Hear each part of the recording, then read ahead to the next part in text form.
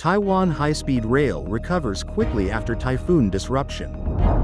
China opens controversial W121 flight route near Taiwan Strait. Taiwan-US trade talks intensify ahead of August 1st tariff hike. Elon Musk says he is launching new political party. Brazil hosts BRICS summit. Australian woman convicted in poison mushroom triple murder case. NASA's James Webb telescope discovers new planet. Dalai Lama turns 90.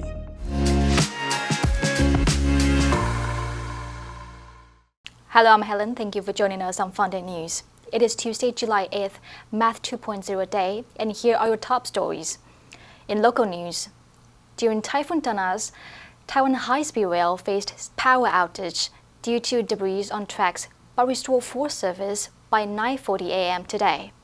Transport Minister Chen Shikai praised staff for their overnight efforts, calling it one of the most challenging operations in HSR history. China activated the W121 extension of the M503 route near the Taiwan Strait median line, prompting protest from Taiwan.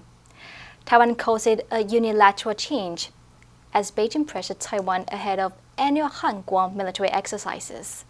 Taiwan's trade talk with the U.S. entered a critical phase as the 32% tariff will resume on August 1st. Deputy Premier Zheng Lijun and lead negotiator Yang Zhengni recently visited Washington twice in 10 days. U.S. President Trump announced tariff reinstatement for countries without trade deals, including Taiwan, Japan, and South Korea, urging Taiwan to finalize a bilateral agreement quickly. And in global news, Elon Musk says he is launching a new political party weeks after dramatically falling out with U.S. President Donald Trump. The billionaire announced that he has set up the America Party, billing it as a challenge to the Republican and Democratic two-party system. However, it is unclear whether the party has been formally registered with the U.S. election authorities. Musk, who was born outside the U.S. and is thus eligible to run for the presidency, has not said who will lead it. He first raised the prospect of forming a party during his public feud with Trump, which saw him leave his role in the administration and engage in a vicious public spat with his former ally. During that dispute, Musk posted a poll on X asking users whether there should be a new political party in the U.S. referencing that poll in his post on Saturday. Musk wrote, "By a factor of 2 to 1, you want a new political party, and you shall have it." As of Saturday, the Federal Election Commission had not published documents indicating the party had been formally registered. While there have been high-profile figures outside the traditional two-party system in U.S. politics, it is difficult for them to gain enough nationwide popularity to pose a real threat. Brazil will host a summit of the BRICS bloc of developing economies, where pressing topics like Israel's attack on Iran, the humanitarian crisis in Gaza, and trade tariffs imposed by U.S. President Donald Trump are expected to be handled with caution. Analysts and diplomats say the lack of cohesion in an enlarged BRICS may affect its ability to become another pole in world affairs. They also view the summit's moderate agenda as an attempt by member countries to stay off Trump's radar. Brazilian President Luiz Inácio Lula da Silva will bring some of his key priorities, such as debates on artificial intelligence and climate change, front and center during talks, even as key leaders will be absent. China's President Xi Jinping will miss a BRICS summit for the first time since becoming the country's leader. Russian President Vladimir Putin, who will appear via video conference, continues to avoid traveling abroad due to an international arrest warrant issued after Russia invaded Ukraine. Brazil has identified 6 strategic priorities for the summit: global cooperation in healthcare, trade, investment, and finance, climate change, governance of AI, peace and security, and institutional development.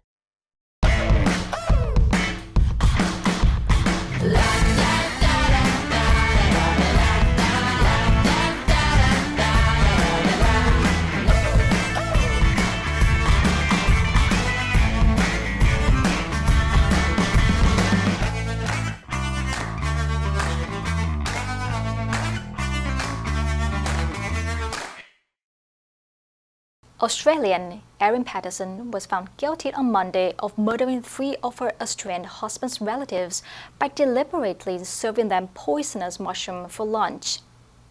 The jury in Supreme Court returned the verdicts after 6 days of deliberations following a 9-week trial.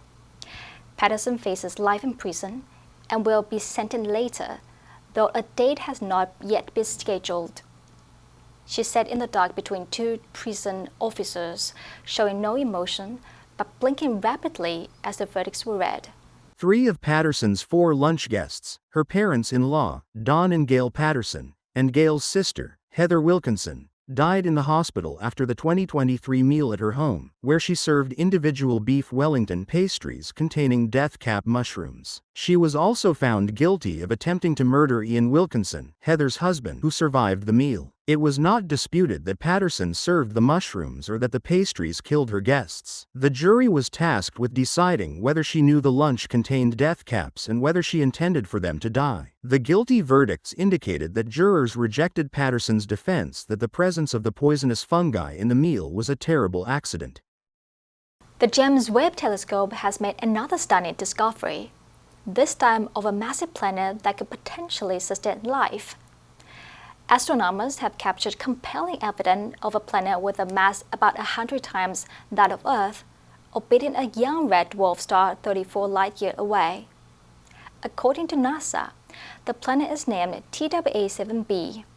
The finding highlights the Webb telescope's ability to explore previously unseen low-mass planets around nearby stars.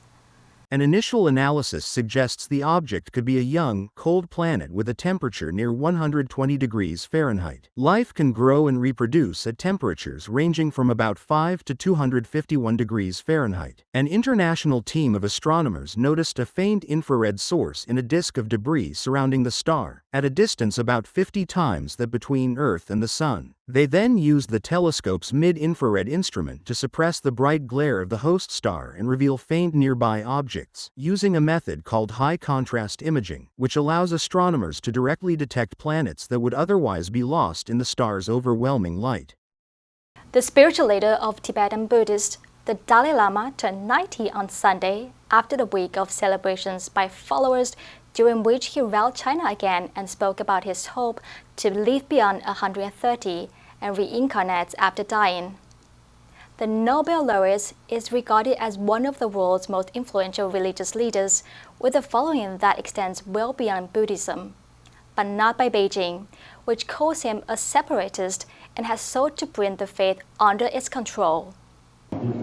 As a follower of the Buddha and as a monk, to serve people and to serve the teaching of the Buddha are my main practices, he said. In a sign of solidarity, Taiwan's President Lai Ching-te, leaders of Indian states bordering Tibet, and 3 former U.S. presidents, Barack Obama, George W. Bush, and Bill Clinton, sent greetings to the Dalai Lama. Fleeing his native Tibet in 1959 in the wake of a failed uprising against Chinese rule, the 14th Dalai Lama, along with hundreds of thousands of Tibetans, took shelter in India and has since advocated for a peaceful, middle way to seek autonomy and religious freedom for the Tibetan people. The Dalai Lama has said he will reincarnate as the leader of the faith upon his death and that his non-profit institution, the Gadan Phodrang Trust, holds the sole authority to recognize his successor. The answer for yesterday was C, imposed. The government imposed a new tax on electric vehicles to fund infrastructure projects. Did you answer correctly? Now let's delve into today's news. Elon Musk says he is launching a new political party. Number 1, deliberation, 审议, 仔细考虑. The jury took several hours of deliberations before reaching a verdict. Number 2, estranged, 疏远的, 分居的. After the argument, he became estranged from his family for several years. Number 3, verdict, 判决. The jury returned guilty verdicts in both cases. Next, we have a multiple choice question for everyone to practice. Which answer would you choose? You can write your answers in the comments section. The correct answer will be announced tomorrow. The origin of Math 2.0 Day dates back to 2009, when the Math Interest Group founded it. The group gathered math enthusiasts to promote the integration of math into technology. They aim to encourage the exploration of math's potential online, recognizing its essential role in fields ranging from finance, and engineering to medicine and social science. And that's all for today's FUNDAY News.